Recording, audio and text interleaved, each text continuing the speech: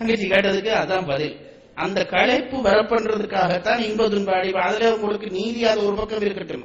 கடவுளுக்கு பொறுத்தவரை இந்த களைப்பு இவன் அந்த இங்கிருந்து விடுபட்டு இங்க வர வேண்டும், அதுக்காகத்தான் பிறவி. அப்போ இந்த பிறவிகளிலே தோய்த்து தோய்த்து எடுக்க எடுக்க எடுக்க ஆன்மா இப்ப கீழே குழந்து விட்டு இருக்கிறேன், எங்க பஞ்சபூதமாகிய நிலத்துல குழந்து ஆன்மாவை விட்டாச்சு, அங்க ஆரம்பிச்சு. இதுதான் இந்த தத்துவ ஒழுங்கு. இனி என்ன செய்ய வேணுமாமா? இங்க இருந்து பிறந்து அனுபவம் பெற்று படிப்படியாக ஏறி ஏறி ஏறி மேல போய் 36 தத்துவத்தை கடக்கிறதுக்கு பெயர் முத்தி. 36 தத்துவத்தை கடக்கிறதுக்கு பெயர் முத்தி. ஆரம்பத்திலே ஆணவ பயப்பட்டு செயலிழந்து ஆன்மா நின்றதே, அதை ஆன்மாவினுடைய கேவல நிலை என்றார்கள். இந்த 36 தத்துவத்துக்குள்ளே இறங்கி செயல்பட தொடங்கியதே, சிற்றறிவு அப்படி கொஞ்சம் தூண்டி விட்டாரே கடவுள், செயற்பட தொடங்கியதே, இது ஆன்மாவினுடைய சகல நிலை. பிறந்து பிறந்து களைத்து பழையபடி அங்கே போய் 36 தத்துவம் கடந்ததே ஆன்மாவினுடைய சுத்த நிலை. இந்த மூன்றையும் ஆன்ம அவத்தைகள் என்று சொல்வார்கள். நானே ஆரம்பத்திலே சொன்னேனே, இறைவனுக்கு 2 அவத்தை இருக்கிறதாக சொன்னேனே, அதையும் சொல்லிடட்டுங்களா? ஆன்மாவுக்கு 18 அவத்தை. இப்ப நான் சொன்னது ஆதார அவத்தைகள். அதாவது ஆணவ பயப்பட்டு இருக்கிற பொழுது, ஆணவத்தினுடைய அகப்பட்டு கல்லாக இருக்கிற பொழுது கேவல நிலை, கேவலாவத்தை என்று அதற்கு பெயர். தத்துவத்துக்குள்ளே இயங்குகிற பொழுது சகல நிலை, சகலாவத்தை என்று பெயர். பிறகு இதில இருந்து எல்லாம் களைச்சு விடுபட்டு இறையோடு சேருகிற பொழுது முத்தி நிலை, அதற்கு சுத்தாவத்தை என்று பெயர். அப்ப 3 அவத்தை. இந்த சகலாவத்தையிலே ஆன்மாவுக்கு 15 அவத்தைகள் உண்டு. ஒன்னும் பயப்படாதீங்க, நீங்க இந்த சொல்லுக்குள்ளே ஒன்றும் பயப்படாதீங்க. நான் விஷயம் சொல்றேன், புரிஞ்சா போதும், அவ்வளவுதான். அது எப்படி என்று கேட்டா, இப்ப நாங்க இந்த உடம்போட உயிர் சேர்ந்துட்டு இப்ப இந்த நிலையை சகல நிலை என்று சொன்னோம். இப்ப தத்துவத்துக்குள்ளே அகப்பட்டு போய் இருக்கிறோம். இதுக்குள்ளே இப்ப எங்க உடம்புக்குள்ளே உயிர் இருக்கிறது அல்லவா? உடம்புக்குள்ளே, இது ரொம்ப முக்கியமான விஷயம் சொல்றேன், இது வாழ்க்கைக்கு தேவை, இதை புரிஞ்சு கொள்ளுங்கள். இது திருக்குறள் இந்த இடத்துக்கு தேவையில்லை, ஆனாலும் இது சொல்ல வேற சந்தர்ப்பம் பெறாதுங்கிறபடியா சொல்றேன். இந்த உடம்புக்குள்ளே உயிர் இப்ப எங்க இருக்கு என்ற ஒரு கேள்வி. சும்மா தேவையில்லாத கேள்வி சார். உடம்புக்குள்ள இருந்தா போதும். ஆமா, அதான் உடம்பு முழுக்க உயிர் இருக்கிறதாக சொல்றோம். இப்ப காலில் போய் இதுல போற பொழுது கல்லடிச்சுட்டா ஐயோ உயிர் போகுதுன்றோம். கதவுக்குள்ள கையாம்பிட்டு போனா ஐயோ உயிர் போகுதுங்கிறோம். இப்ப விரலுக்குள்ள வந்துருச்சு. தலையடிக்குது, ஐயோ உயிர் போகுதுங்கிறோம். இப்ப தலைக்குள்ள வந்துருச்சு. அப்ப உயிர் மொத்தமா எங்க இருக்கு சார் என்று கேள்வி கேட்டால், உயிர் வியாபகத்தன்மை பெறும். உடம்பு பூரா அதுக்கு வியாபகம் உண்டு. வியாபகம் தான் என்னென்றால் பரவல் தன்மை. ஆனா அது நிக்கிற இடம் ஒன்று வேணுமே, உயிர் எங்கே நிக்கிறது என்று ஒரு கேள்வி இருக்கிறது. அதுக்கு அவர்கள் சொல்லுகிறார்கள், 5 நிலையிலே உயிர் ஒவ்வொரு இடத்திலே நிற்கும் என்கிறார்.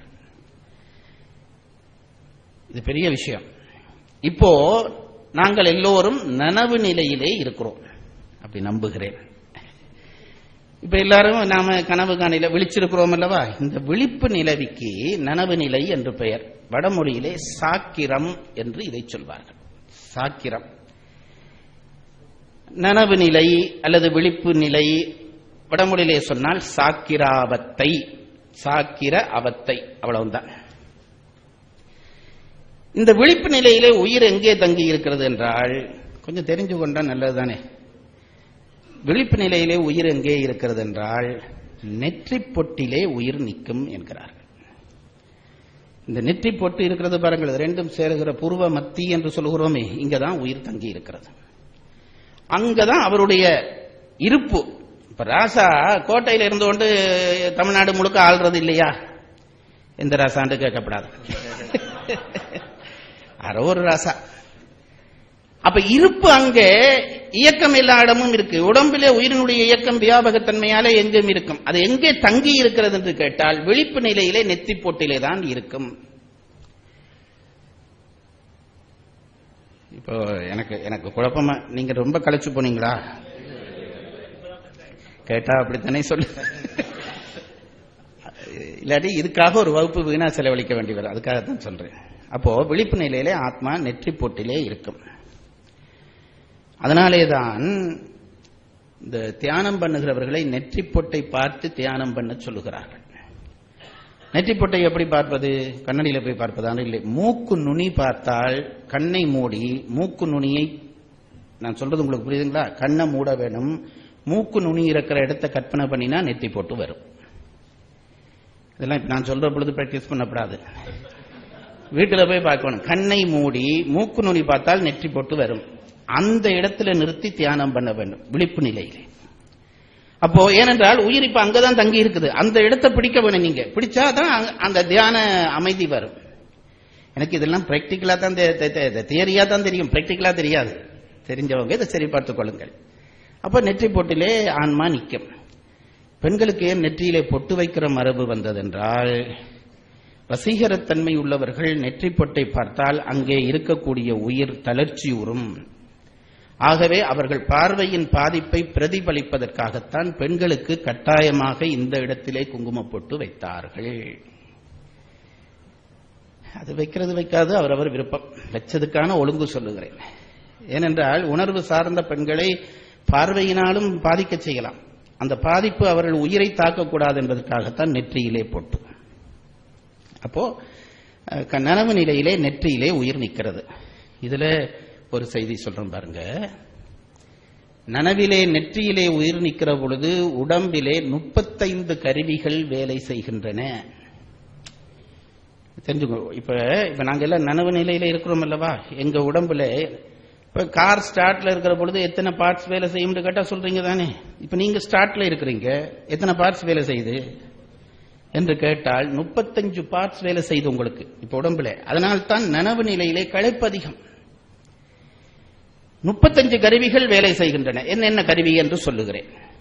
விழிப்பு நிலையிலே உயிர் இங்கே இருக்கிற பொழுது 35 கருவி வேலை செய்யும். ஒன்று ஞானேந்திரியம் 5, கண்மேந்திரியம் 5. அப்போ 10 கருவி வேலையாயிட்டது. இதுல புதுசா ஒன்று சொல்ல போகிறேன், அதை பேரா கேட்டுக்கொள்ளுங்க. அது என்னென்ற விளங்கம் பிறகு சொல்றேன்.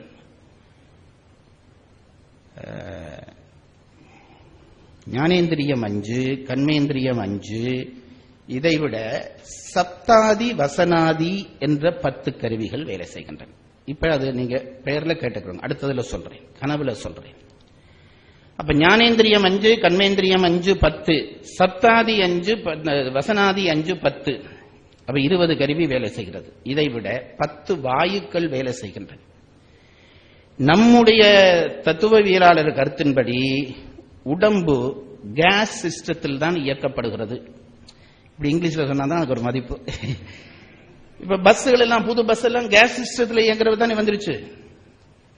அதிகம் குழுங்காம போறதுக்கு எல்லாம் அப்படி பஸ் கேஸ் சிஸ்டம் தான். உடம்பும் 10 வாயுக்கள் உடம்பிலே இயங்குகின்றன. 10 வாயுக்கு 10 பெயர் வைத்திருக்கிறார்கள், 10 வேலை வைத்திருக்கிறார்கள். அதிலே பிராணன் என்பது ஒரு வாயு. பழைய சினிமா படங்கள்ல என் பிராணனாதா, நாங்க பிராணன் என்றால் உயிர் என்று பொருள் வைத்திருக்கிறோம். பிராணன் என்பது ஒரு வாயு. அந்த வாயுக்கு வேலை என்னவென்றால் உயிரை உடம்பு முழுவதும் கொண்டு திரியும். அதனால்தான் அதற்கு பிராணவாயு என்று பெயர். உயிரை கொண்டு திரிகிற வேலையை அதுதான் செய்கிறது. அந்த வாயு பிராணவாயு. இன்னொன்று இருக்கிறது உதான வாயு என்று. உதான வாயு என்றால் கீழே இருந்து மேலே எழுப்புகிற, கீழே இருக்கிற விஷயங்களை மேலே எழுப்புகிற இதுக்கு உதான வாயு என்று பெயர். அது கொஞ்சம் இன்னென்ன வேலை செய்கிறது என்று வரையறை பண்ணி அப்பவே சொல்லி இருக்கிறார்கள். அடுத்தது மேலே இருக்கிறத கீழே தள்ளுறதுக்கு ஒரு வாயு, அதுக்கு அபான வாயு என்று பெயர். ஊர்கள்ல இப்பொழுதும் அது எப்படி சபையில சொல்றது, இந்த கேஸ் போகுதுன்னு சொல்றாங்களே, அப்படி போறதுக்கு அந்த காலத்துல வயதானவர்கள் ஒரே அபான பிரச்சனையா இருக்குன்னு சொல்வார்கள். ஏனென்றால் உள்ளே இருக்கிற காற்றை வெளியில தள்ளுறது. அந்த வாயுவுக்கு வேலை என்னவென்றால் கீழே தள்ளுறதுதான் அந்த வாயுவுக்கு வேலை. இப்ப மலம் சலம் வெளியில போகணும்னா உள்ளே இருந்து அது தள்ளி கொடுக்க வேணும், தள்ளினா தான் போகும். அந்த வேலையை அபான வாயு செய்யும். ஒரு பெண் பிள்ளை பெறுவதானால் அந்த வாயு அமுக்கி கொடுத்தாதான் பிள்ளை வெளியில வரும். அப்போ எல்லாம் அந்த இப்ப சில பேர் என்ன செய்யறார்கள், உதான வாயுன்றது கீழே இருந்து மேலே தள்ளுறது, அபான வாயுன்றது மேலே இருந்து கீழே தள்ளுறது. இப்ப சில பேர் கேஸ்ட்ரிக் ட்ரபிள்ன்றாங்களே, என்ன பிரச்சனை என்றா உதான வாயு தப்பா வேலை செய்ய அர்த்தம், உள்ள போக வேண்டியதை வெளியில தள்ளுதுன்னு அர்த்தம். அப்போ அதுக்கான முறைகள் எல்லாம் சொல்லி இருக்கிறார்கள். அது பழையபடி எப்படி கட்டுப்படுத்துறது, என்ன செய்ய வேணும், அதுக்கான மந்திரம் என்ன, அதுக்கான தெய்வம் என்ன, எல்லாம் சொல்லி இருக்கிறார்கள். அப்ப இப்படி 10 வாயுக்கள், 10 சொன்னா நேரம் போயிடும், எனக்கு இப்ப 10 மனதுல பாடமும் இல்லை, அதனால 10 வாயுக்கள் இருக்கு. இந்த 10 வாயுவும் உடம்பிலே இயங்குகிறது. இந்த கண்ணை சிமிட்டுவதற்கு ஒரு வாயு காரணம், கூர்மன். அப்படி 10 வாயுக்கள் இருக்கின்றன. 10 வாயுவும் உடம்பிலே நனவு நிலையிலே 10 வாயுவும் இயங்குகிறது. அப்படி இப்ப எத்தனை கருவி? ஞானேந்திரியம் 5, கர்மேந்திரியம் 5 10, சத்தாதி வசனாதி 10 20, வாயுக்கள் 10 30. இதை விட அந்த கரணங்கள் 4. அந்த கரணங்கள் 4 உங்களுக்கு தெரியும், மனம், புத்தி, சித்தம், அகங்காரம். இப்ப எங்களுக்கு 4 வேலை செய்யுது. அப்ப 34 கருவி. இதை விட ஆன்மா என்கின்ற ஒன்று உள்ளே வேலை செய்கிறது, புருடன். அப்ப இவ்வளவும் சேர்ந்தால் நனவு நிலையிலே ஒருத்தருடைய உடம்பிலே 35 கருவி வேலை செய்கிறது. 35 கருவி. நீங்களே நினைச்சு பாருங்க, 35 கருவி வேலை செய்தா உடம்பு களைக்குமா களைக்காதா? களைச்சோனே கடவுள் என்ன செய்தார்? பாவம் இவன் களைச்சு போனான் என்று கொஞ்சம் சுவிட்சுகளை ஆஃப் பண்ணுவார். நிறைய 35 சுவிட்சும் போட்டா பாவம் அது களைச்சு போகுன்றதுக்காண்டி கொஞ்சம் சுவிட்ச் ஆஃப் பண்ணுவார். ஆன்மா தன் இடத்துல இருந்து இறங்கும். இந்த இடத்துக்கு ஆன்மா வந்தால் அந்த நிலைக்கு கனவு நிலை என்று பெயர். இப்ப இதுல இருக்கிற பொழுது நனவு நிலை என்று சொன்னேன், நனவு நிலையில உயிர் இங்கே இருக்கும், கனவுல உயிர் இங்கே இருக்கும். கனவு நிலையிலேயே உயிர் தொண்டைக்கு வந்துடும். தொண்டைக்கு வந்தால் அந்த நேரத்திலே உயிரில எத்தனை கருவி வேலை செய்யுது என்று கேட்டால் 25 கருவி வேலை செய்யும். 10 சுவிட்ச் தான் ஓபன் பண்ணப்படும். அதனாலதான் கனவு கண்டா, சரியான கனவு நித்திரை கொண்டா ஓய்வு வராது. நித்திரையில கனவு கண்டீர்களானால் ஓய்வு வராது. ஏன்னா 10 சுவிட்ச் தான் ஓபன் பண்ணப்பட்டிருக்கிறது, மிச்சம் எல்லாம் வேலை செய்யுது. நனவு நிலையில வேலை செய்யற அத்தனை கருவியும் வேலை செய்யுது. அந்த 10 சுவிட்ச் என்ன என்று கேட்டால் கர்மேந்திரியம், ஞானேந்திரியம் என்ற 10 சுவிட்சை மட்டும் ஓபன் பண்ணுவார். மிச்சம் சத்தாதி வசனாதி 10, வாயு 10 20, அந்த கர்ணம் 4 24, புருடனுடைய 25 கருவி வேலை செய்யும். இப்ப சொல்ல போகிறேன் இந்த சத்தாதி வசனாதி என்றால் என்ன.